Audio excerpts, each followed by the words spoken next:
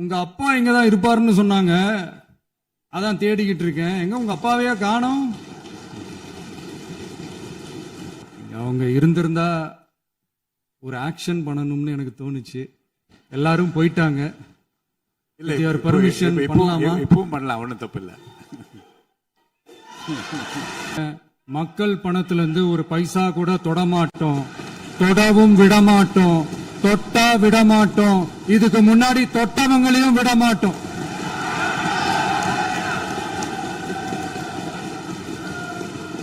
ஒவ்வொரு ஊழலா வெளியில வரும் போலே, ஒவ்வொரு வேஷமா கலைஞ்சிரும் போலே, இங்க இருக்கிற நிறைய பேரு நடுங்கி போய் இதுல நம்ம மேல அவதூறு வேற. இப்ப புதுசா ஒரு வெப்பன் ஒண்ணு கொண்டு வந்திருக்காங்க. அது என்ன தெரியுமா? அவங்க தயவால தான் நம்ம ஆட்சி நடக்குதாம். மக்கள் தயவால இந்த ஆட்சி நடந்துகிட்டு இருக்கு. மனசாட்சி உள்ள சக்திகளோட ஆதரவால இந்த ஆட்சி நடந்துகிட்டு இருக்கு. நாங்க தான் அனுப்பி வச்சோம் அப்படின்றாங்களே. அனுப்பி வச்சவங்களுக்கு மினிஸ்ட்ரியில இடம் கொடுத்தா ஏன் கதறீங்க? ஏன் இவ்வளவு கோவம்? ஏன் இவ்வளவு கதறல்ஸ்? இதுல இன்னொரு முக்கியமான விஷயம், மார்க்சிஸ்ட் கம்யூனிஸ்ட் கட்சி நமக்கு ஆதரவு கொடுத்தது சுயேட்சையா எடுத்த முடிவுன்னு சொல்றாங்க. அதே மாதிரி இந்திய கம்யூனிஸ்ட் கட்சி நமக்கு ஆதரவு கொடுத்தது சுயேட்சையா எடுத்த முடிவுன்னு சொல்றாங்க. இதுல எங்க இருந்து நாங்க தான் அனுப்பி வச்சோம்னா புரியலையே. மக்களுக்கு நல்லா புரியும், எல்லாத்தையும் தெளிவா பார்த்துக்கிட்டு இருக்கிறாங்க.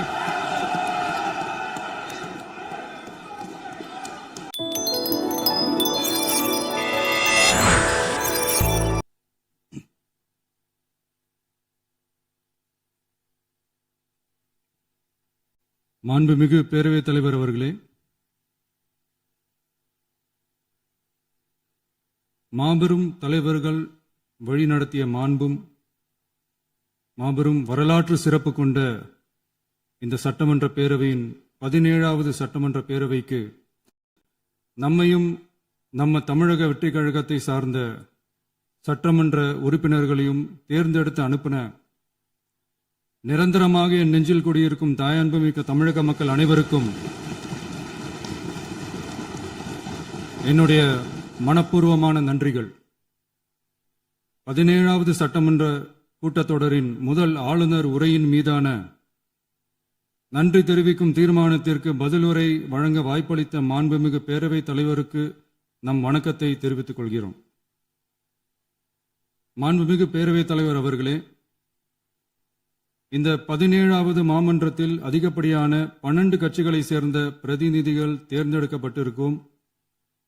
நாம கொள்கை ரீதியாகவும் நிலைப்பாடு ரீதியாகவும் வேறுபட்டு இருந்தாலும் மக்கள் பணி செய்வதுதான் நம்ம எல்லாருக்கும் பிரைமரியா இருக்கிற ஒரே எய்ம். அந்த வகையில தான் நம்ம எல்லாருமே நம்ம மக்களால் அங்கீகரிக்கப்பட்டு சட்டமன்றத்திற்கு வந்திருக்கிறோம். அதனால நாம கருத்தால் வேறுபட்டாலும் மக்கள் சேவை என்ற நோக்கத்துல நம்ம மாநிலம் சார்ந்த விஷயங்கள்ல நம்ம எல்லாரும் ஒன்றிணைந்து பயணிச்சா நம்ம தமிழ்நாடு என்னைக்கும் எதிலையும் முதன்மை மாநிலமாக திகழும். ஆளுநர் உரைக்கு நன்றி தெரிவிக்கும் தீர்மானத்தில் பேசின மாண்புமிகு உறுப்பினர்களுக்கு நன்றி. எதிர்த்து பேசினாதான் எதிர்கட்சின்னு ப்ரூவ் பண்ண முடியும்னு நினைச்சுக்கிட்டு பேசின எதிர்கட்சியை சேர்ந்த எதிர்கட்சி தலைவர் உள்ளிட்ட மாண்புமிகு உறுப்பினர்களுக்கும் வணக்கமும் நன்றியும். பதிலுரை வழங்குற அதே நேரத்தில் நம்மளை சட்டமன்ற உறுப்பினராக தேர்ந்தெடுத்த பெரம்பூர் தொகுதி மக்களுக்கு நம்மளோட நெஞ்சார்ந்த நன்றிகள். அதே மாதிரி ராஜினாமா பண்ணிட்டாலும் நம்மளை தேர்ந்தெடுத்த திருச்சி கிழக்கு மக்களுக்கும் இந்த மன்றத்தில் நம்மளோட நன்றியை பதிவு செய்கிறோம். அப்புறம் நம்மளோட அரசியல் பயணத்தை பற்றியும் கொஞ்சம் பதிவு செய்ய விரும்புகிறோம். நாம ஏதோ ஷூட்டிங்லேருந்து நேராக வந்து சிஎம் ஆன மாதிரியே சில பேர் ஒரு இமேஜ் கிரியேட் பண்ணுறாங்க. அவங்களுக்கு அவங்க ஆசைப்படுற லாங்குவேஜ்லேயே சொல்கிறோம், அது வெறும் ரீல் தான், ரியல் கிடையாது. ஒரு சாதாரண நடிகனாக நம்ம கெரியர் தொடங்குச்சு. அப்புறம் அப்படியே சின்சியராக உழைச்சி மேலே வந்தோம். நம்ம கெரியரில் நாம் மேலே வந்ததுக்கு இந்த விஜய் ஒருத்தன் மட்டுமே காரணம் இல்லை, அவனோட உழைப்பு மட்டுமே காரணம் இல்லை. இந்த விஜயோட உழைப்புக்கும் உயர்வுக்கும் பின்னாடி இருக்கிற ஒட்டுமொத்த தமிழ்நாட்டு மக்களோட அன்பும் அரவணைப்பும் தான் காரணம். ஒவ்வொரு வீட்டில் இருக்க ஒவ்வொருத்தரும் நம்மள அவங்க வீட்டில் ஒருத்தனா ஏத்துக்கிட்டது தான் நமக்கு கடவுளும் மக்களும் தந்த மிகப்பெரிய வரம். அதுக்காகவே கடவுளுக்கு சமமான நம்மளோட சொந்தங்களான தமிழக மக்கள் அனைவருக்கும் மீண்டும் மீண்டும் நன்றி. இப்படி நம்மள தாயன்போடு அள்ளி அரவணைச்ச தமிழ்நாட்டு மக்களுக்கு நாம் எப்படியெல்லாம் துணையாக இருந்தோம், எப்படியெல்லாம் மக்களோட மக்களா இருந்தோம்னு சொல்றேன். 1990ஸ்லயே ரசிகர் மன்றமா இருந்தப்பவே மக்களுக்கு துணையா நிற்க ஆரம்பிச்சோம். அதுக்கப்புறம் நற்படி மன்றமாகவும் அதுக்கப்புறம் விஜய் மக்கள் இயக்கமாகவும் மாறி மக்களோட மக்களா நின்றுகிட்டு இருந்தோம். 2008 ஈழத் தமிழருக்கு ஆதரவா உண்ணாவிரதம் போராட்டம் செஞ்சோம். போர் முடிவுக்கு வரணும், நம்ம தொப்புள் கொடிய உறவுகளான ஈழத் தமிழர்களுக்கு பாதுகாப்பான நிம்மதியான ஒரு வாழ்வு கிடைக்கணும்னு அன்னைக்கே கோரிக்கை வச்சோம். 2009 ஆரம்பிச்ச விஜய் மக்கள் இயக்கம் வழியா நம்மளோட மக்கள் நல பணிகளை எக்ஸ்டெண்ட் அண்ட் எக்ஸ்பேண்ட் பண்ணிக்கிட்டே வந்தோம். கல்விக்கு துணையா இருந்தோம், சோஷியல் சர்வீஸ் செஞ்சோம், வெள்ள நிவாரணத்துல துணையா இருந்தோம், கொரோனா காலத்துல மக்களுக்கு தோள் கொடுத்தோம். விலையில்லா விருந்தகம், குருதியகம், முட்டைப்பால் ரொட்டி திட்டம், விழியகம், பயிலகம், நூலகம், இப்படி பல வழியில மக்களுக்கு துணையா இருந்தோம். அப்புறம் நம்மளோட திரைப்படங்கள்ல நம்மளால முடிஞ்ச வரைக்கும் ஊழல் எதிர்ப்ப சொன்னோம், சமூக நீதியை சொன்னோம், கல்வியை பத்தி சொன்னோம், அரசியலை பத்தி சொன்னோம். அரசியலை பத்தி பேசுனதுனால நம்ம படங்கள் சந்திச்ச இதுவரைக்கும் சந்திக்கிற பிரச்சனையை பத்தி எல்லாருக்குமே தெரிஞ்சதுதான். இது மட்டும் இல்லாம 2011 நாகப்பட்டினத்துல மீனவர் பிரச்சனைகளுக்கு ஆதரவா ஒரு பெரிய பொதுக்கூட்டம் நடத்தினோம். மீனவர்கள் மீதான தாக்குதலை கண்டிச்சு பேசி அதுல நம்மளோட எதிர்ப்பை பதிவு செஞ்சோம். 2017 ஜல்லிக்கட்டு போராட்டத்துல தமிழர் பண்பாட்டு உரிமைக்கான நம்மளோட ஆதரவை தெரிவிச்சோம். 2018 ஸ்டெர்லைட் போராட்டம், துப்பாக்கி சூட்ல பாதிக்கப்பட்ட நம்ம சொந்தங்களை நேர்ல சந்திச்சு ஆறுதல் சொன்னோம். 2021 உள்ளாட்சி தேர்தலில் விஜய் மக்கள் இயக்க வேட்பாளர்கள் போட்டியிட்டு ஜெயிச்சாங்க. கல்வி விருது விழா நடத்தி சிறந்த மதிப்பெண் பெற்ற மாணவ மாணவிகளுக்கு ஊக்கத்தொகையும் பரிசும் கொடுத்தோம். 2024 தமிழக வெற்றி கழகத்தை ஆரம்பிச்ச உடனேயே CAA-வை எதிர்த்து அறிக்கை விட்டோம். அரசியல் கட்சி ஆரம்பிச்சு விழுப்புரம் மாவட்டத்தில் விக்கிரவாண்டியில நம்மளோட முதல் மாநில மாநாட்டிய வெற்றி கொள்கை திருவிழாவை நடத்தினோம். தந்தை பெரியார், பெருந்தலைவர் காமராஜர், அண்ணல் அம்பேத்கர், வீரமங்கை வேலுநாச்சியார், மக்கள் சேவகர் அஞ்சலை அம்மாள்னு நம்மளோட 5 கொள்கை தலைவர்களை அறிவிச்சோம். இந்தியாவிலே 2 பெண் ஆளுமைகளை கொள்கை தலைவர்கள் அறிவிச்ச ஒரே கட்சி நம்ம டிவிக்கு மட்டும்தான் என்ற பெருமையோடு அறிவிச்சோம். பெரியார் சொன்ன மாதிரியே அவர் சொன்னதுல நமக்கு ஏற்புடையதை மட்டும் எடுத்துக்கிட்டோம். அவரோட கடவுள் மறுப்பு கொள்கையில நமக்கு உடன்பாடு இல்லைன்னு ஓப்பனா அறிவிச்சோம். நமக்கு கடவுள் நம்பிக்கை உண்டுன்னு அறிவிச்சோம். யாரோட நம்பிக்கைக்கும் நாம் எதிரானவங்க இல்லைன்னு தெளிவா அறிவிச்சோம். பெண் கல்வி, பெண்கள் முன்னேற்றம், சமூக சீர்திருத்தம், சமூக நீதி, இப்படி பெரியாரோட கருத்துக்களை நிறையவே ஏத்துக்கிட்டோம்னு அறிவிச்சோம். அண்ணல் அம்பேத்கரோட சம வாய்ப்பு, சம நீதி, சமத்துவத்தை ஃபாலோ பண்ணுவோம்னு அறிவிச்சோம். பெருந்தலைவர் காமராஜரோட மதச்சார்பின்மையை ஏத்துக்கிட்டதோட அவரோட நேர்மையான நிர்வாகத்தையே ஒரு கொள்கையா ஏத்துக்கிட்டோம்னு அறிவிச்சோம். வீரமங்கை வேலு நாச்சியாரோட மண் மீட்பையும் சமூக நல்லிணக்கத்தையும் பின்பற்றுவோம்னு அறிவிச்சோம். மக்கள் சேவகர் அஞ்சலை அம்மாளோட விடுதலை வேட்கையையும் மக்களோட வாழ்வாதாரத்துக்காக உறுதியாக நிற்கிறதையும் பின்பற்றுவோம்னு சொன்னோம். எல்லாருக்கும் எல்லாமும் கிடைக்கணும், எம் மதமும் நம் மதம்னு சொல்லி மதச்சார்பற்ற சமூக நீதி தான் நம்ம கொள்கைன்னு அறிவிச்சோம். நம்ம கொள்கை எதிரி யாரு, அரசியல் எதிரி யாருன்னு ஓப்பனா அறிவிச்சோம். எல்லாத்துக்கும் மேல பிறப்புக்கும் எல்லா உயிர்க்கும்ன்றத நம்மளோட அடிப்படை அரசியல் கோட்பாட்டா அறிவிச்சுட்டு தான் அரசியலுக்கே வந்தோம்.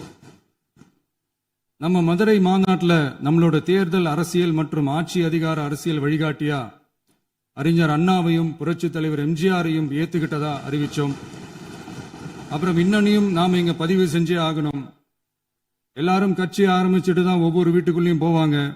ஆனா நாம ஒவ்வொரு வீட்டுக்குள்ளேயும் போனதுக்கு அப்புறம் தான் கட்சியவே ஆரம்பிச்சிருக்கிறோம். ஒவ்வொரு வீட்டுல ஒவ்வொருத்தரும் நம்மள அவங்க பிள்ளையா, மகனா, அண்ணனா, தம்பியா ஏத்துக்கிட்டதும் இயல்பா நடந்துச்சு. தமிழ்நாட்டு மக்களோட மனசுக்குள்ள போறதுக்கு நாம பட்ட பாடு நமக்கு மட்டும்தான் தெரியும். இதெல்லாம் புரிஞ்சாலும் புரியாத மாதிரி இருக்கிறவங்க தான் நம்மள நடிகன் என்று சொல்லியும், நம்ம கட்சிய நடிகன் கட்சின்னு சொல்லியும் சில நக்கல், நையாண்டி இதெல்லாம் பேசுவாங்க. அதை பத்தி நமக்கு கவலை இல்லைன்னு வைங்க. இப்படி நம்ம அரசியல் பயணம் ரொம்ப டிரான்ஸ்பரண்டா தான் ஆரம்பிச்சிருக்கு. இந்த 2026 தேர்தல்ல கூட்டணியே இல்லாமல் தனியா நின்னோம்.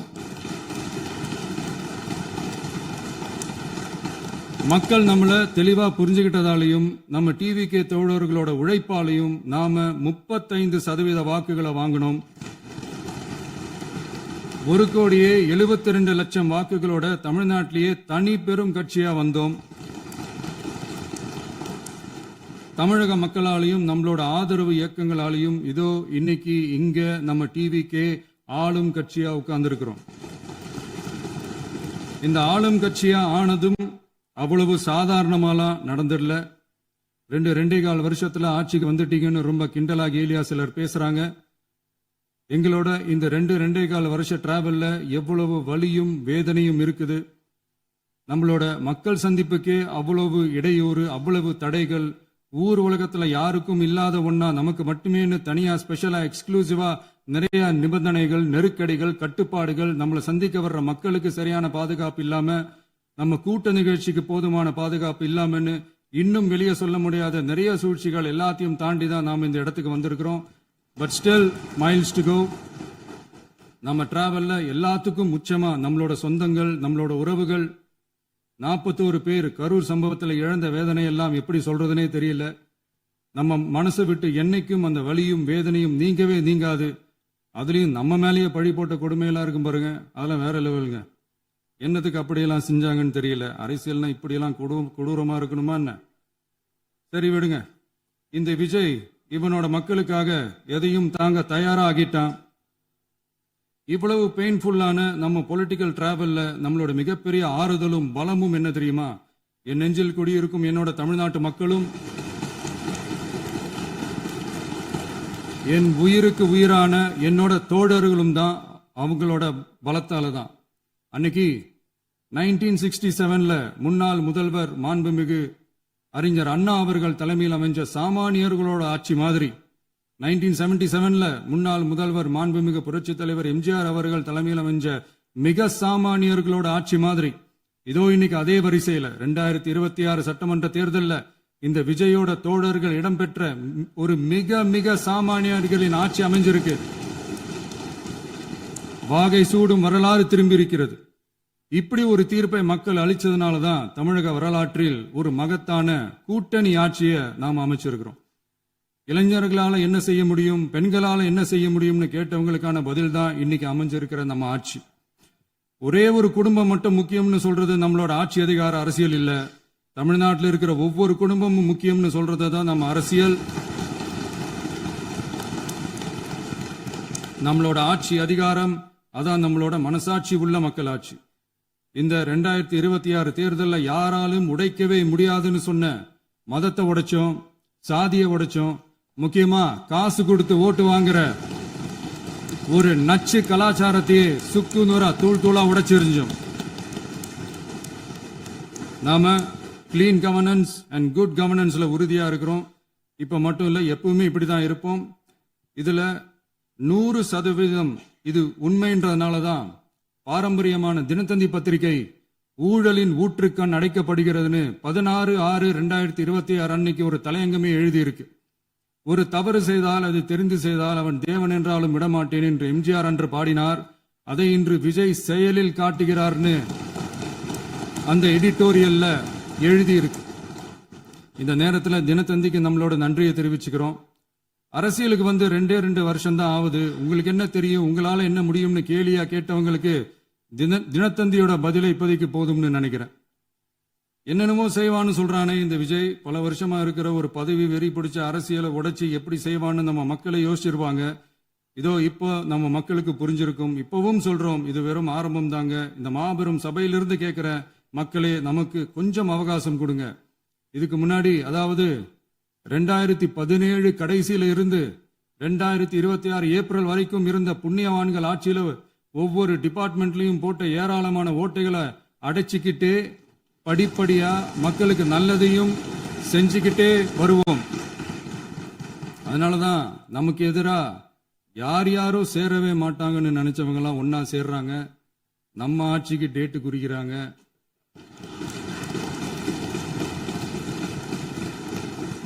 சரி, அவங்கள நம்ம மக்களே பார்த்துப்பாங்க, அதை விடுங்க. நாம ஆட்சிக்கு வந்து சரியா 40 நாள் ஆகுது. அதுக்குள்ள என்ன செஞ்சீங்கன்னு கேட்கிறாங்க. ஒரு லிஸ்ட் ஒன்னு சொல்றேன் கேளுங்க. பெண்கள் பாதுகாப்புக்காக சிங்கப்பெண் சிறப்பு படை, 200 யூனிட் வரை கட்டணமில்லா மின்சாரம், போதைப் பொருள் ஒழிப்புக்காக தனிப்படை, குறுவை நெல் சாகுபடியை ஊக்குவிப்பதற்காக 134.83 கோடி சிறப்பு தொகுப்பு திட்டம், வழிபாட்டு தலம், ஸ்கூல், பஸ் ஸ்டாண்டுன்னு அதுக்கு பக்கத்துல இருக்கிற 717 மதுபான கடைகள் மூடப்பட்டன. அங்க வேலையில் இருந்தவர்களுக்கு வேறு கடைகளில் வேலை, கவனிக்கப்படாமல் விடப்பட்ட அம்மா உணவகங்கள் புதுப்பிக்கப்பட்டன. பத்திரப்பதிவு துறையில் பகல் கொள்ளைக்கு புல் ஸ்டாப் வைக்கப்பட்டுள்ளது. வருகையில்லா ஆவண பதிவு முறை கொண்டுவர உத்தேசிக்கப்பட்ட செயல்பாட்டில் உள்ளது. அரசு மற்றும் தனியார் மருத்துவமனையில் ஸ்கேன் மையங்களில் கருவுறுவதற்கு முன் மற்றும் பின் ஏற்படும் தவறுகளை கண்காணிக்கவும், மருத்துவ நிறுவனம் முறைப்படுத்தும் சட்ட விதிகள் பின்பற்றப்படுகிறதா என கண்காணிக்கவும், மருத்துவ மற்றும் ஊரக பணிகள் இயக்கத்தின் பயன்பாட்டிற்காக 40 புதிய வாகனங்கள் வழங்கப்பட்டுள்ளது. கூட்டுறவு வங்கியின் ஏழை எளிய மக்கள் வாங்கிய கடனுக்கு முதல் முத்தாய்ப்பாக ரூபாய் 2045 கோடி தள்ளுபடி வழங்கி ஆணையிடப்பட்டுள்ளது. ஒன்றிய அரசிடம் கேட்டுக்கொண்டதற்கிணங்க கடந்த 2 வருடமாக நிறுத்தி வைக்கப்பட்ட இருந்த ஜல் ஜீவன் மிஷன் திட்டம் புதுப்பிக்கப்பட்டு ஜல் ஜீவன் மிஷன் திட்டம் 2.0 நடைமுறைக்கு கொண்டு வரப்பட்டுள்ளது. 18,500 கோடி அளவில் உறுதியளிக்கப்பட்ட காஞ்சிபுரம் மாவட்டத்தில் மைய விரிவாக்க திட்டம், கோயம்புத்தூரில் மின்னணு பொருட்கள் மற்றும் மின்னணு அமைப்புகள் உற்பத்தி திட்டம் மற்றும் திருவள்ளூர் மாவட்டத்தில் காட்டுப்பள்ளி LNT கப்பல் கட்டும் தளம் விரிவாக்க திட்டத்திற்கு ஒப்பந்தங்கள் போடப்பட்டுள்ளன. அனைத்து நிர்வாக நடவடிக்கைகளும் மின்னணு முறையில் மாற்றம் கொண்டு வர நடவடிக்கை எடுக்கப்பட்டு வருகிறது. சட்டவிரோத கல்குவாரி மற்றும் அனுமதியின்றி கனிமங்களை எடுத்துச் செல்வது தடுக்கப்பட்டுள்ளது. பல்வேறு குவாரிகள் சீல் வைக்கப்பட்டுள்ளன. கனிமங்களை கண்காணிப்பது, எல்லைகளை நிர்ணயிப்பது மற்றும் ஆளில்லா விமானம் மூலம் அளவீடு செய்வது போன்றவற்றை செயல்படுத்துவதற்கான பணிகள் மேற்கொள்ளப்பட்டு வருகின்றன. அனைத்து துறைகளிலும் அலுவலர் தலையீடு இல்லாமல் லஞ்ச லாவண்யமற்ற தமிழகத்தை உருவாக்க அனைத்து நடவடிக்கைகளும் முடுக்கிவிடப்பட்டுள்ளது. இதெல்லாம் சாம்பிள் தான், இன்னும் இருக்கு. இந்த வெறும் 40 நாளுக்குள்ளேயே இவ்வளவு செஞ்சிருக்கோம்னா இனி வர்ற நாட்கள்ல கொஞ்சம் கொஞ்சமா படிப்படியா ஸ்டெடியா உழைச்சி லஞ்சலாவணம் இல்லாத, ஊழல் இல்லாத, பெண்களுக்கு பாதுகாப்பான, சுதந்திரமான, டிரான்ஸ்பரண்டான தமிழ்நாட்டை நம்ம சொந்தங்களான தமிழக மக்களுக்கு தர்றது தான் நம்மளோட ஒன் அண்ட் ஒன்லி டார்கெட். கண்டிப்பா அதை நிறைவேற்றியே காட்டுவோம். 8 கோடி மக்கள் நம்மளோட இருக்கிறப்போ ஏங்க அதை செய்ய முடியாது? மாண்புமிகு பேரவைத் தலைவர் அவர்களே, தமிழ்நாட்டின் கருவூலம் எப்படி திசை மாறி உருமாறி தேய்ந்து ஓய்ந்து கிடைக்கிறதுன்னு சொன்னாங்க.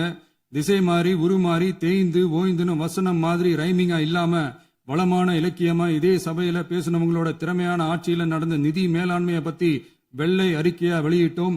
வெள்ளை அறிக்கை வந்ததிலிருந்தே கண்ணை கட்டுதுங்க. அந்த காலத்துலதான் பிள்ளையோ பிள்ளை, தொல்லையோ தொல்லைன்னு சொன்னாங்க. அதே மாதிரி தாங்க அவங்க ஆட்சியாலையும் அவங்களாலையும் இன்னைக்கு தமிழ்நாட்டுக்கே தொல்லையோ தொல்லை. இப்படி ஒரு நிலைமையை உண்டாக்கி வச்சுட்டு இவங்க சொல்றாங்க நமக்கு ஆட்சி செய்ய தெரியாதுன்னு. நம்ம அமைச்சர்களுக்கும் நம்ம சட்டமன்ற உறுப்பினர்களுக்கும் ஒன்னும் தெரியாதுன்னு. ஆமாங்க, எங்களுக்கு தெரியாதுதான்.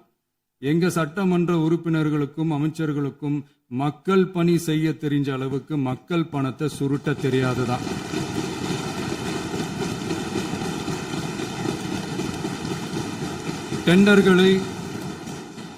டெண்டர்களை முறைப்படுத்த தெரிஞ்ச அளவுக்கு அதோட ரேட்டை உயர்த்தி ஊழல் செய்ய தெரியாதுதான். பதவி உயர்வு வழங்கவும் பணி இடமாற்றம் கலந்தாய்வு நடத்தவும் தெரியுமே தவிர பதவி உயர்வுக்கும் பணியிட மாற்றத்திற்கும் பணம் பறிக்க தெரியாதுதான். புதிய பணியிடங்கள் உருவாக்க தெரியுமே தவிர அந்த பணியிடங்களை பணத்துக்கு விற்க தெரியாதுதான்.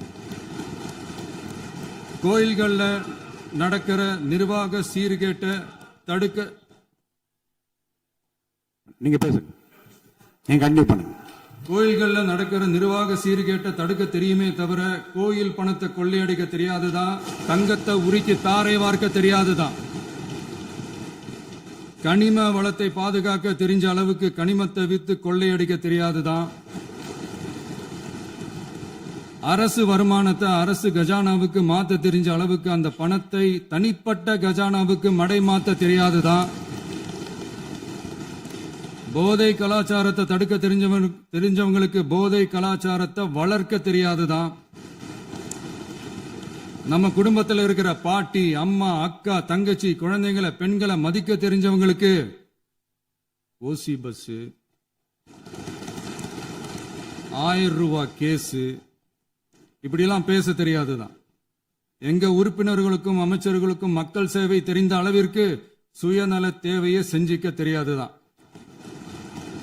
அதனாலதான் சொல்றோம், எங்களை பார்த்து எதுவும் தெரியாதுன்னு சொல்றவங்களுக்கு சொல்றோம், இதெல்லாம் எங்களுக்கு தெரியாதுதான். உங்களை மாதிரி முறைகேடுகளை செய்யறத நாங்க தெரிஞ்சுக்கவும் போறதில்ல, தெரிஞ்சுக்கவும் ஆசைப்படல. அத கடைசி வரைக்கும் எங்களுக்கு தெரியாமலே இருந்துட்டு போகட்டும். அதனால நாங்களும் எங்க மக்களும் வெரி வெரி ஹாப்பி தான். மாண்புமிகு பேரவைத் தலைவர் அவர்களே, எதிர்ப்பவர்கள் எதிர்க்கட்சி என்பதற்காக எங்கள் ஆட்சி மீது 1000 பழி போடலாம். ஆனாலும் தமிழக மக்களுக்கு உண்மையை உணர்த்த வேண்டியது நம்மளோட கடமை. மின்வெட்டை பொறுத்தவரை தமிழ்நாடு மின்மிகை மாநிலமாக இருந்தாலும் கடந்த காலங்களில் ஏற்பட்ட நிர்வாக குளறுபடிகளும் மின்சார சாதனங்கள் மற்றும் மின் மாற்றிகளில் ஏற்படும் பழுதாலும் வேண்டுமென்றே சிலரின் நடவடிக்கைகளாலும் இந்த மின்வெட்டிற்கு காரணமாக உள்ளது. மின் விநியோக மீட்பு நடவடிக்கைகளை ஒருங்கிணைப்பதற்காக எதிர்பாராமல் இரவு நேரங்களில் ஏற்படும் மின் தடங்களை விரைந்து சரி செய்வதில் 10 உயர்மட்ட கண்காணிப்பு குழுக்கள் மற்றும் 125 சிறப்பு மின் தடை நீக்க ரோந்து வாகனங்கள் வழங்கப்பட்டு 24 மணி நேரமும் கண்காணிக்கப்படுகிறது. கூடுதலாக தற்போது 77 புதிய மின் தடை நீக்க மையங்களும் உருவாக்கப்பட்டுள்ளன. விரைவில் இந்த மின்வெட்டு நிலைமை அறவே நீக்கப்படும். மாண்புமிகு பேரவைத் தலைவர் அவர்களே, நம்ம விவசாயிகள் எல்லாரும் நம்மளை நல்லா புரிஞ்சுக்கிட்டு தமிழக வெற்றி கழகத்தை ஏத்துக்கிட்டாலும் எதிர்கட்சிகளோட தூண்டுதலால சில இடங்கள்ல சில போராட்டங்கள் நடக்குது. எதிர்கட்சிகள் என்னதான் சித்து வேலை செஞ்சாலும் விவசாய பெருமக்கள் எல்லாரும் நம்ம ஆட்சி அவங்களுக்கான ஆட்சி தான் நல்லா புரிஞ்சுதான் வச்சிருக்கிறாங்க. இந்த வருஷம் எல்னினோ விளைவா எப்பவும் இருக்கிறத விட இந்த டைம் மழை குறையுங்கிறதையும் நம்ம விவசாயிகள் உணர்ந்துதான் இருப்பாங்க. இருந்தாலும் நம்ம அரசு நம்ம விவசாயிகளோட வாழ்வாதாரத்துக்காக பக்கபலமாகவும் உறுதியாகவும் துணை நிற்கும்ங்கிறத தெரிவிச்சுக்கிறோம்.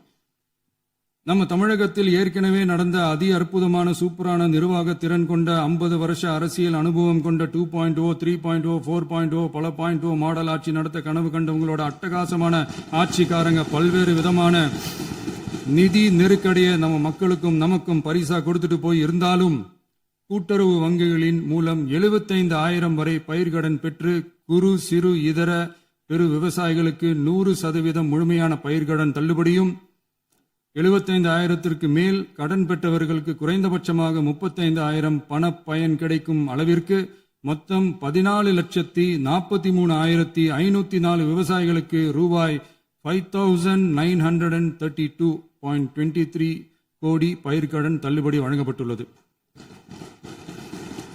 மாண்புமிகு பேரவைத் தலைவர் அவர்களே, நாம ஒன்றியத்தில் கூட்டுறவு கூட்டாட்சி, மாநிலத்தில் சுயாட்சி என்ற கொள்கையை கொண்டவங்க தான் ஏற்கனவே அறிவிச்சிருக்கிறோம். தற்போதைய ஒன்றிய அரசு சார்ந்த கட்சியுடன் அரசியலில் கொள்கை அளவில் நேர் எதிராக நிற்கிறவங்க தான் நாம. அதே சமயத்தில் எதுக்கெடுத்தாலும் கண்ணை மூடிக்கிட்டு ஒன்றிய அரசோட மோதல் போக்கை விரும்புறவங்க நாம இல்ல. நமக்கு எப்பவுமே தமிழகத்தின் வளர்ச்சி மட்டும்தான் முக்கியம். அதுக்காக நம்மளோட அரசியல் ரீதியான கொள்கைகளையோ மாநில உரிமைகளையோ கொஞ்சம் கூட விட்டு கொடுக்கவே மாட்டோம். அதுல ரொம்ப தெளிவாகவும் உறுதியாகவும் இருக்கிறோம். இனியும் இப்படித்தான் இருப்போம். அதுல ஒருபோதும் மாற்றமே இருக்காது. அதனால இதுல யாரு திசை திருப்ப வேலையில் ஈடுபட்டாலும் அவங்க எல்லாரும் மக்கள் மத்தியில் தோற்பது உறுதி. எனவே நம்ம மக்களுக்கோ சிறுபான்மை சகோதரர்களுக்கோ நம்ம ஆதரவு இயக்கங்களுக்கோ எந்தவித சந்தேகமும் வேண்டாம். நாம் யாரோட டீமும் இல்ல. நாம எப்பவுமே பியூரான பீப்புள்ஸ் டீம். இன்னும் சொல்ல போனா நாம secular team, social justice team. மாண்புமிகு பேரவைத் தலைவர் அவர்களே, அரசு விழாக்கள், கல்வி நிறுவனங்கள் மற்றும் பல அதிகாரப்பூர்வ நிகழ்ச்சிகளோட தொடக்கத்தில் நம்ம தமிழ்தாய் வாழ்த்த பாடுறது தான் வழக்கமா இருக்கு. தமிழ்தாய் வாழ்த்த பொறுத்த வரைக்கும் நம் அரசு இதுல நம்மளோட உறுதியான நிலைப்பாட்டை ஒன்றிய அரசுக்கு மிக தெளிவா தெரிவிச்சிருக்கு. அது இல்லாம இதில் மாநில அரசின் கொள்கைக்கு ஏற்ப ஒன்றிய அரசின் அறிவிக்கையில் திருத்தம் மேற்கொள்ள கோரிக்கையும் விடுக்கப்பட்டுள்ளது. நீட் தேர்வை பொறுத்தவரை கிராமப்புற மற்றும் பொருளாதார ரீதியாக பின்தங்கிய மாணவர்களுக்கு சமமான வாய்ப்பை வழங்குவதில்லை. மருத்துவ கல்வியில் சமூக நீதி மற்றும் சம வாய்ப்பை நீட் பாதிக்கிறது என்பதை உணர்கிறோம். எனவே மருத்துவ படிப்புகளுக்கான சேர்க்கையை 12ஆம் வகுப்பு மதிப்பெண்களின் அடிப்படையில் நடத்த வேண்டும் என்று நமது அரசு வலியுறுத்தி வருகிறது. மத்திய அரசிடம் நீட்டிலிருந்து தமிழ்நாட்டிற்கு விலக்கு வழங்க வேண்டும் என்று கோரிக்கை விடுத்துள்ளது. மாண்புமிகு பேரவைத் தலைவர் அவர்களே, பேரறிஞர் அண்ணா அவர்கள் தலைமையிலான அரசு 1968 இருமொழி கொள்கையை நடைமுறைப்படுத்தியது. தமிழ் ஆட்சி மொழி, தமிழ் மொழியை பாதுகாப்பது, மாணவர்களுக்கு ஆங்கிலத்தின் மூலம் உலக அளவிலான வாய்ப்புகளை வழங்குவது, எந்த ஒரு மொழியையும் கட்டாயமாக திணிப்பதை தவிர்ப்பது மற்றும் எதிர்ப்பது, நிலத்தின் மொழி மற்றும் பண்பாட்டு அடையாளத்தை பேணுவது என்பதை நம் தமிழக வெற்றிக்கழக ஆட்சி ஏற்றுக்கொண்டுள்ளது. எனவே தமிழ்நாட்டில் தமிழ் ஆட்சி மொழி மற்றும் இருமொழி கொள்கை என்பதில் நமக்கு மாற்று கருத்தே இல்லை. மாண்புமிகு பேரவைத் தலைவர் அவர்களே, கடந்த 11/6/2026 அன்று நடந்த நிதி ஆயோக் கூட்டத்தில் தமிழ்நாடு அரசின் சார்பாக கலந்து கொண்டு வறுமையற்ற தமிழ்நாடு இயக்கம் உருவாக்க தேவையான நிதியையும், தமிழ்நாட்டுக்கு 2 எய்ம்ஸ் மருத்துவமனைகளை தருமாறும், மருத்துவம் மற்றும் பல் மருத்துவ படிப்பிற்கு 12ஆம் வகுப்பு மதிப்பின் அடிப்படையில் இடங்களை நிரப்புதல் குறித்தும், செயற்கை நுண்ணறிவு தொடக்க நிறுவன வளர்ப்பு மையங்கள் தமிழ்நாட்டில் அமைக்கவும், இளைஞர் திறன் மற்றும் வேலைவாய்ப்பு இயக்கம் செயல்படுத்த வேண்டியும், பெண்கள் தலைமையிலான வளர்ச்சி குறித்தும், மீனவ சமுதாயங்களின் வாழ்வாதாரம் மற்றும் மீன்பிடி படகுகள் மற்றும் மீனவர்களை விடுவித்தல் குறித்து நிரந்தர நடவடிக்கை எடுக்க வேண்டியும், காலநிலை தாங்கும் தன்மை பெருந்திட்டம் 2045 கீழ் விண்வெளி உற்பத்தி மையத்தை தேசிய விண்வெளி உற்பத்தி மையமாக அறிவிக்க கோரியும், தமிழ்நாட்டில் சாலை போக்குவரத்து, நெடுஞ்சாலை மற்றும் ரயில்வே அமைச்சகத்தின் மேம்பாட்டு குறித்தும், அனைத்து கிராமங்களையும் டிஜிட்டல் இணைப்பு வசதி ஏற்படுத்துதல் குறித்தும், கூட்டு குடிநீர் திட்டம் தொடரவும்,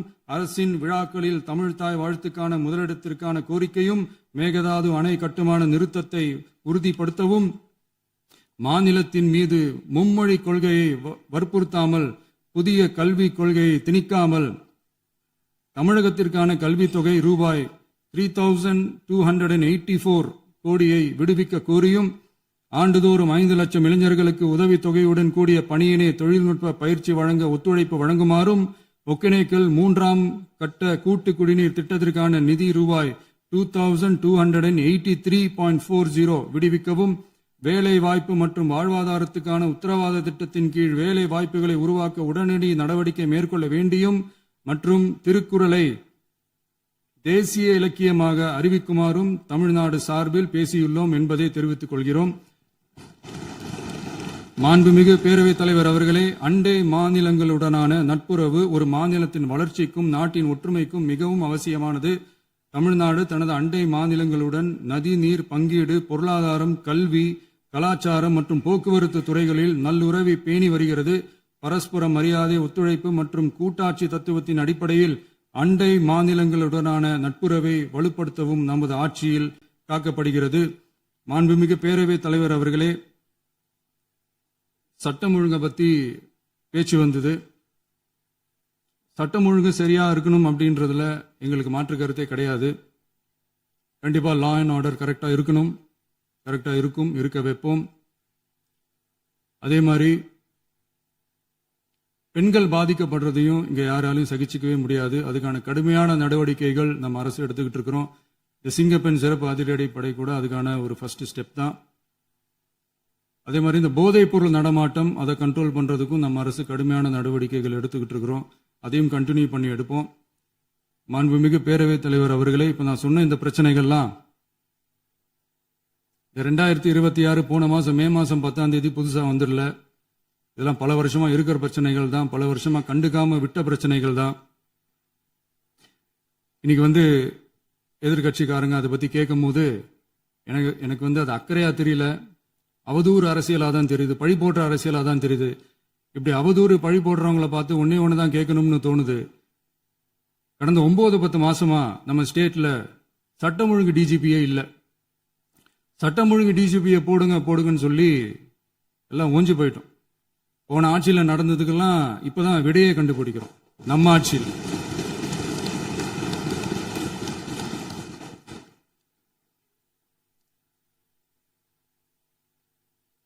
இந்த போதைப் பொருள் நடமாட்டம் எல்லாம் தாறுமாற அப்படியே பரவி கொட்டி கிடக்குது. இதெல்லாம் இனிஷியல் ஸ்டேஜ்லயே யார் கண்ட்ரோல் பண்ணியிருக்கணும்? போலீஸ் டிபார்ட்மெண்ட் அப்போ யார் கையில் இருந்தது? இத்தனை கேள்வி நம்மளை பார்த்து கேட்கறாங்களே, ஒரே ஒரு கேள்வி தான் நான் கேட்கணும்னு தோணுது. போலீஸ் டிபார்ட்மெண்ட்டை கையில் வச்சுக்கிட்டே பிகினிங்லயே இனிஷியல் ஸ்டேஜ்லயே இந்த போதைப் பொருள் நடமாட்டத்தை ஏன் கண்ட்ரோல் பண்ணல? மனசாட்சி உள்ளவங்க இந்த பிரச்சனையெல்லாம் ஏன் நடக்குதுன்றது அவங்களுக்கே நல்லா தெரியும். இன்னைக்கு சட்டம் ஒழுங்கை பத்தி கேள்வி கேட்கக்கூடாதா அப்படின்னா தாராளமா கேட்கலாம். இது ஜனநாயக அரசு, மன்னராட்சியெல்லாம் கிடையாது, மனசாட்சி உள்ள மக்களாட்சி. அதனால கேள்வி கேட்கலாம், எல்லாருக்கும் எல்லா உரிமையும் உண்டு. விமர்சனம் செய்யலாம், எல்லாருக்கும் எல்லா உரிமையும் உண்டு. ஆனா நம்ம ஆட்சியில் என்ன நடவடிக்கைகள் எடுத்திருக்கோன்றது தெரிஞ்சுக்கிட்டு அதுக்கேற்ற மாதிரி ஒரு நடுநிலையா பேசுனீங்கன்னா கொஞ்சம் நல்லா இருக்கும். சட்டம் ஒழுங்கை பத்தி யாருக்கு என்ன யோசனை இருந்தாலும், மக்கள் நலனுக்காக யாருக்கு என்ன யோசனை இருந்தாலும் அதை தாராளமாக சொல்லலாம். நம்ம அரசு அது காது கொடுத்து கேட்கும். ஆனா நம்ம அரசினுடைய நிர்வாகத்திறன் அதை பத்தி பேசுறவங்களுக்கு இந்த ஊரடிச்சு உலையில போட்டு ஊழல் மேல ஊழலா செஞ்சுக்கிட்டு அதுல இருந்து தப்பிக்கிறதுக்கு பேர் தான் நிர்வாகத்திறன் அப்படின்னு சொன்னா, அப்படிப்பட்ட ஒரு ஊழல் செய்யற நிர்வாகத்திறனை நம்ம அரசு ஒரு நாளும் செய்யாது. பொட்டி பெட்டியா பணத்தை வச்சுக்கிட்டு, பெட்டியை வச்சு எல்லாம் செஞ்சுக்கிட்டு, போதைப் பொருள் பாதுகாவல் கழக மாடல் அரசாங்கம் செஞ்ச ஒவ்வொரு ஊழலா வெளியில வந்துகிட்டு இருக்கு. டாஸ்மாக்ல அது என்னப்பா அது பேரு, பார்ட்டி ஃபண்ட் கட்சி நிதி அப்படின்ற பேர்ல அடிச்ச கொள்ளையெல்லாம் ஒண்ணா இப்போ கவர்மெண்டோட கஜானாவுக்குள்ள கொண்டு சேர்த்துக்கிட்டே இருக்கிறோம். உட்காருங்க. மாண்புமிகு முதல்வர்கள் பதில் உரைக்கு பிறகு நேரம் தரேன், அப்ப பேசலாம். நான் வாய்ப்பு இல்லை என்று சொன்னால் நீ எழுந்து நிற்பதிலே நியாயம் இருக்கிறது. உட்காருங்க. வாய்ப்பு உறுதியாக எதிர்க்கட்சி தலைவருக்கு பாயிண்ட் ஆஃப் ஆர்டர் மட்டுமல்ல, உட்கார்ந்து அவர் பேசிய பேச்சுக்களை என்னென்ன இருங்க, என்ன உங்களுக்கு சந்தேகம் இருக்கிறதோ, வினாக்கள் இருக்கிறதோ அதை நீங்க கேட்கலாம். அவர் பதில் சொல்வதற்கு தயாராக இருக்கிறார். பேசி முடிக்கின்ற வரை அமைதி காக்கும்படி உங்களை நான் கேட்டுக்கொள்கிறேன். மாண்புமிகு எதிர்க்கட்சி தலைவர் முழு ஒத்துழைப்பை நீங்கள் தர வேண்டும் என்று நான் எதிர்பார்க்கிறேன்.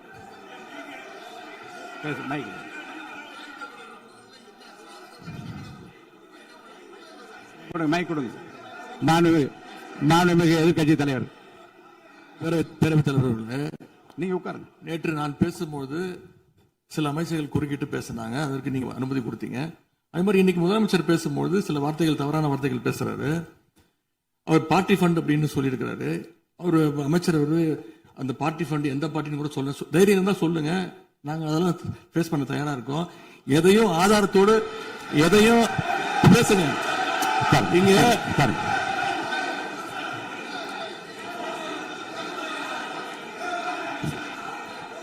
அது மாதிரி பேரவைத் தலைவர் அவர்களே, நேற்று நான் பேசி முடிஞ்சோடனே நீங்க அவை முடிஞ்சிருச்சுன்னு சொல்லிட்டீங்க. நாங்கெல்லாம் வீட்டுக்கு போயிட்டோம். வீட்டுக்கு போய் டிவி போட்டு பார்த்தா அங்க இன்னொரு அமைச்சர் இன்னும் பதில் சொல்லிட்டே இருந்திருக்கிறாரு. அதற்கெல்லாம் நாங்க இப்ப என்ன பதில் இது, என்ன மரபு இது? நீங்க இப்ப பேசிக்கிட்டே இருப்பீங்களா? நாங்க அதை பார்த்துக்கிட்டே இருக்கணுமா? அதே மாதிரி இன்னைக்கு முதலமைச்சர் அவர்கள் பேசும்போது நாங்களும் அமைதியா கேட்டுட்டு தான் இருந்தோம். ஆனா சில கருத்துக்கள் அவர் பேசும்போது அதை நாங்க அனுமதிக்க முடியாது. ஆதாரத்தோடு ஏதாவது பேசணும்னா, குற்றச்சாட்டுகள் சொல்லும் போது ஆதாரத்தோடு சொன்னீங்கன்னா அதை நாங்க ப்ரூவ் பண்றதுக்கு தயாராக இருக்கு. மாண்புமிகு உறுப்பினர் அவர்கள் இருங்க. நேற்று மாண்புமிகு எதிர்க்கட்சி தலைவர்கள் பேசியதும், மாண்புமிகு பொதுப்பணித் தலைவர்கள் பேசியதும் ஆதாரம் இல்லாமல் பேசக்கூடாது என்று நான் சொன்னேன். ஆய்வு செய்து நீக்கப்பட வேண்டியது நீக்கும் என்று சொன்னேன். இப்போது மாண்புமிகு முதல்வர் அவர்கள் பேசி முடிக்கட்டும். நீங்கள் கூறிய கருத்துப்படி அதில் ஆதாரங்கள் இல்லாத குறிப்பாக இருந்தால் அதை நீக்குவதற்குரிய உரிமை எனக்கு இருக்கிறது. ஆய்வு செய்து நான் நடவடிக்கை எடுப்பேன். இப்போது மாண்புமிகு முதலமைச்சர் அவர்கள் பேசலாம். இந்த டாஸ்மாக் மாதிரியே பல டிபார்ட்மெண்ட்லயும் மறுபடியும் சொல்றேன், கட்சி நிதின்ற பேர்ல அடிச்ச கொள்ளைய ஒண்ணு ஒண்ணா கவர்மெண்டோட கஜானாக்குள்ளேயே கொண்டு சேர்த்துக்கிட்டே இருக்கிறாங்க. இப்பவும் சொல்றேன், மக்கள் பணத்துல இருந்து ஒரு பைசா கூட தொடமாட்டோம், தொடவும் விடமாட்டோம், தொட்டா விடமாட்டோம், இதுக்கு முன்னாடி தொட்டவங்களையும் விடமாட்டோம்.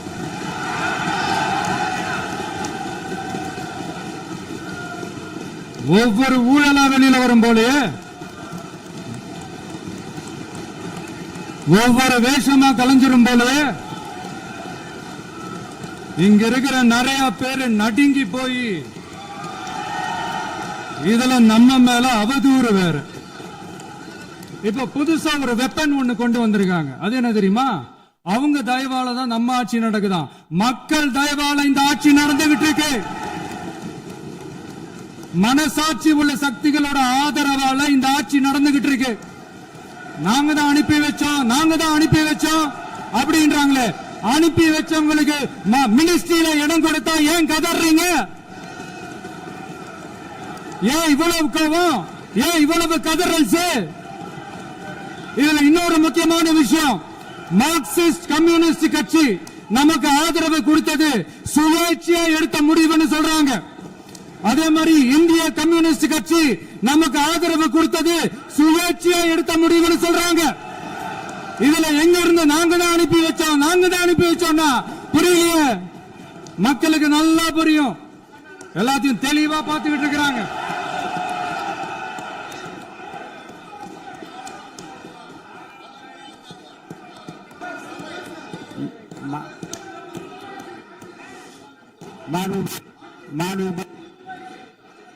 முதலமைச்சர் கண்டினியூ பண்ணலாம். கண்டினியூ பண்ணலாம்.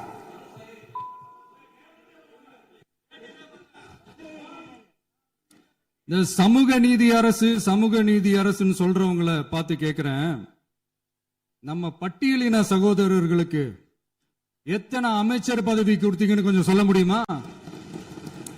ஆனா நம்மளுடைய அரசுல 8 அமைச்சர் பதவிகள் யாருக்கு? நம்ம பட்டியலின சகோதரர்களுக்கு. எல்லாம் நம்ம அண்ணன், நம்ம தம்பி, நம்ம தங்கச்சிங்க.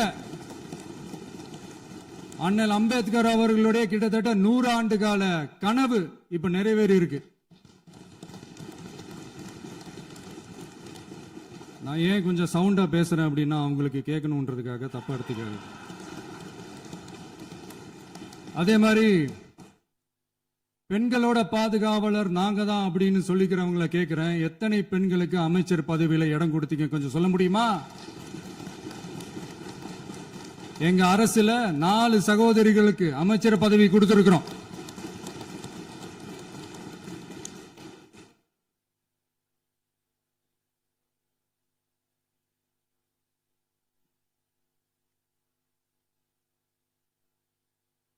அதனால மக்களால் நிராகரிக்கப்பட்டு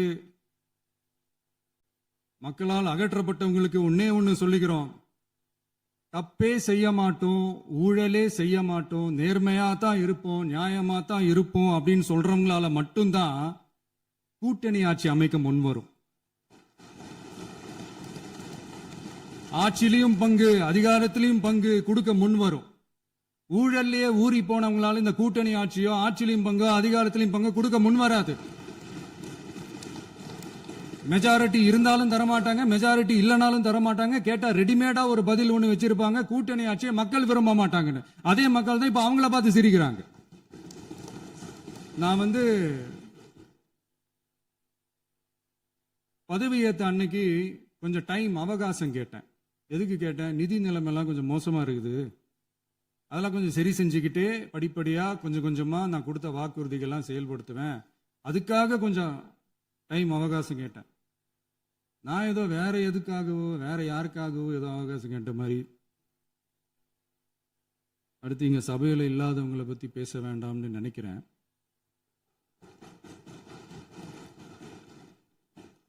இங்க நம்மளை பத்தி அவதூறு பரப்புறதோட மட்டும் இல்லாம இப்ப நம்ம மக்கள் மேலேயும் அவதூறு பரப்ப ஆரம்பிச்சிட்டாங்க. மக்கள் நமக்கு ஓட்டு போட்டது தப்பான், குடும்பமா நமக்கு ஆதரிச்சது தப்பான், இது இப்போ இல்ல, நான் சொல்றது எம்ஜிஆர் அவர்கள் காலத்திலிருந்தே. அப்பவே அவர் ஜெயிச்சப்போ அதே மக்களை தப்பு தப்பா பேசுறது. மக்கள் என்ன பண்ணிட்டாங்க, எம்ஜிஆர் என்ன பண்ணிட்டாரு, எம்ஜிஆர் என்ன இது பண்ணிட்டாரு. 50 வருஷமா ஒரே டெக்னிக்கா.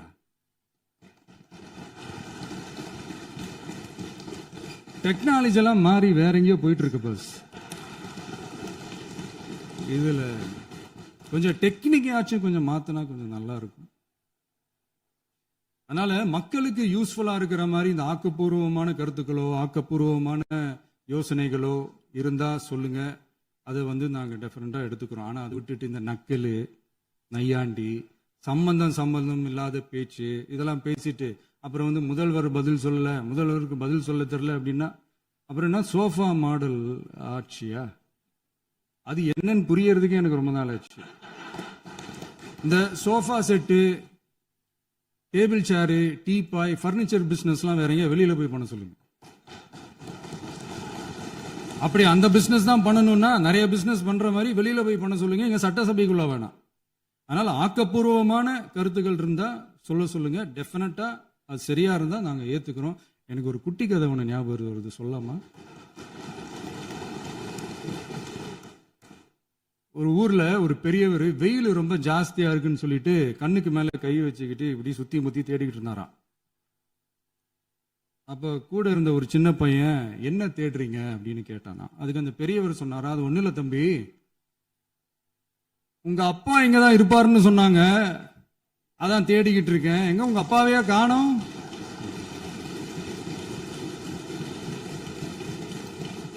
இல்ல அந்த எங்களுக்கும் நக்கலா நையாண்டியா சம்பந்தம் இல்லாத குட்டி கதை இதெல்லாம் எங்களுக்கும் பேச தெரியும். அந்த கதையில பெரியவர் அப்படி சொன்னாராம், தப்பா எடுத்துக்காதீங்க. அந்த கதையில பெரியவர் அப்படி கேட்டாராம்.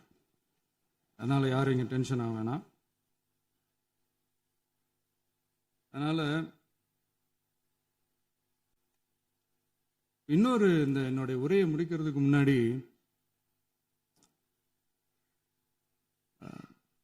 போயிட்டாங்க, பேசலாமா? உங்க கருத்துக்களை நீங்க முழுமையாக மன நிறைவோடு பேசலாம். டிவியில பார்ப்போம். சரி, அதான் 5 நிமிஷம் பேசுனதுக்கே கொளத்தூரி இந்த ஆட்டம் அடிச்சு பேசுனா அப்புறம் என்ன பண்றது? கடைசியா நான் இந்த உரையை முடிக்கிறதுக்கு முன்னாடி ஒரு முக்கியமான ஒரு விஷயம் பத்தி சொல்லணும். ஆளுநர் உரை அன்னைக்கு இந்த தமிழ் தாய் வாழ்த்துக்கு அப்புறம் தேசிய கீதம் பாடினது தப்பு, தேசிய கீதம் 2 முறை பாடினது தப்பு, அப்படி ஒரு நிகழ்வு இதுக்கு முன்னாடி இந்த சட்டசபையில நடந்ததே கிடையாது, அந்த மரபே மாத்திட்டீங்க, இப்படி ஒரு பெரிய ஒரு போர் மாதிரி எதிர்கட்சியை சார்ந்தவங்க எல்லாம் சொன்னாங்க இல்லையா? அந்த மாநில உரிமை போராளிகளை, அந்த மரபு காக்கிற உரிமை போராளிகளை ஒரே ஒரு கேள்விதான் கேட்கணும். 2021 ஆகஸ்ட் 2 ஞாபகம் இருக்கா? Centenary celebration of Tamil Nadu legislature. அந்த ஃபங்க்ஷன்ல நம்ம முன்னாள் முதலமைச்சர் கருணாநிதி அவர்களோட கலைஞர் அவர்களுடைய கலைஞர் அவர்களுடைய புகைப்படத்தை மாண்புமிகு குடியரசுத் தலைவர் திறந்து வைக்கிற ஒரு ஃபங்க்ஷன். அந்த ஃபங்க்ஷன்ல national anthem followed by Tamil Thai Vazhthu அப்படின்னு அறிவிச்சது ஞாபகம் இருக்கா? அதாவது தேசிய கீதத்துக்கு அப்புறமா 2வது முறையா, நோட் திஸ் பாயிண்ட் மாண்புமிகு பேரவைத் தலைவர் அவர்களே, பிளீஸ் நோட் திஸ் பாயிண்ட். தேசிய கீதத்துக்கு அப்புறம் 2வது முறையாக தமிழ் தாய் வாழ்த்து பாடப்படும் அப்படின்னு சொன்னது ஞாபகம் இருக்கா? அதுவும் முத்தமிழ் அறிஞர் அப்படின்னு சொல்ற நம்ம கலைஞர் அவர்களுடைய அந்த புகைப்படம் வெளியிட்டு விழாவில் அவர் இருந்த இதே சபையில தமிழ 2வது இடத்துக்கு தள்ளினது யாருன்னு ஞாபகம் இருக்கா? அது மட்டும் இல்ல, அந்த தேசிய கீதத்தை நாட்டுப்பண் நேஷனல் ஆந்தம்னு சொல்லி அதே ஃபங்க்ஷன்ல கடைசியா ஃபங்க்ஷன் முடியும் போது செகண்ட் டைம் தேசிய கீதம் பாடினதும் ஞாபகம் இருக்கா? இதே அவையில் தான், அது அவை குறிப்பிலும் இருக்கிறது, இதே அவையில் தான் நடைபெற்றது. இந்த தக்க நேரத்தில் இந்த ஆதாரங்களை அளித்த மாண்பு முதல்வர்களுக்கு நன்றியை தெரிவித்துக் கொள்கிறேன். டவுட் இருந்தா இந்த புக்கை பார்த்து தெரிஞ்சுக்கலாம். அதனால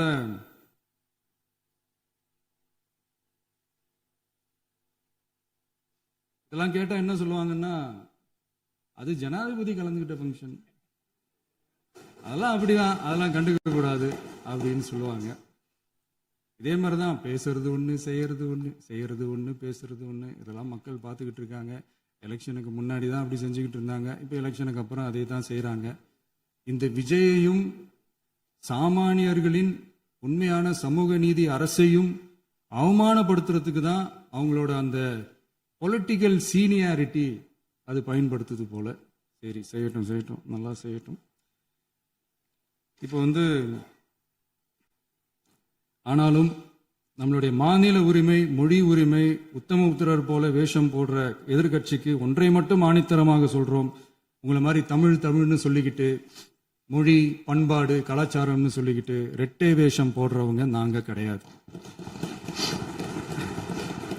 உலகெங்கும் வாழும் என் தமிழ் சொந்தங்களுக்கு நம்முடைய உத்தரவாதம் தமிழ் தான் எங்க உயிர் நாடி அப்படின்றத மறக்க மாட்டோம். இப்பவும் சொல்றோம், மாநில உரிமையில எப்பவும் உறுதியா இருப்போம். அதே சமயத்துல அரசியல் வேற, ஒன்றிய மாநில அரசுகளுக்கு இடையே இருக்கிற நிர்வாக அணுகுமுறை வேற. இதுல நாங்க ரொம்ப தெளிவா இருக்கிறோம். அதனால எங்களுக்கு பாடம் எடுக்கிறதா நினைச்சுக்கிட்டு உங்க வேஷத்தை நீங்களே கொஞ்சம் கொஞ்சமா கலைச்சிக்கிட்டே வர்றீங்க, மறந்துடாதீங்க. அப்புறம் நேத்து எதிர்கட்சி தலைவர், மாண்புமிகு எதிர்கட்சி தலைவர் பேசும்போது நிறைய பேசினாங்க. அதுல ஒண்ணு மட்டும் அரசு சொல்றதா நினைச்சுக்கிட்டு நம்மளை இன்டைரக்டா ஈவில் அப்படின்ற அந்த வார்த்தையை யூஸ் பண்ணாங்க. எனக்கு ஒன்னே ஒண்ணுதான் சொல்லணும்னு தோணுது. ஈவில்ஸ்னு டெவில்ஸ் பேசக்கூடாது.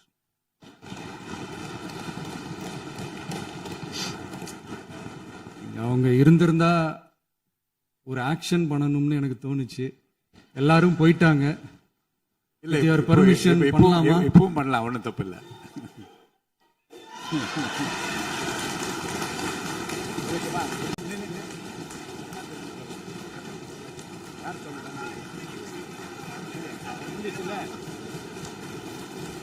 எழுந்து சொல்லணுமா?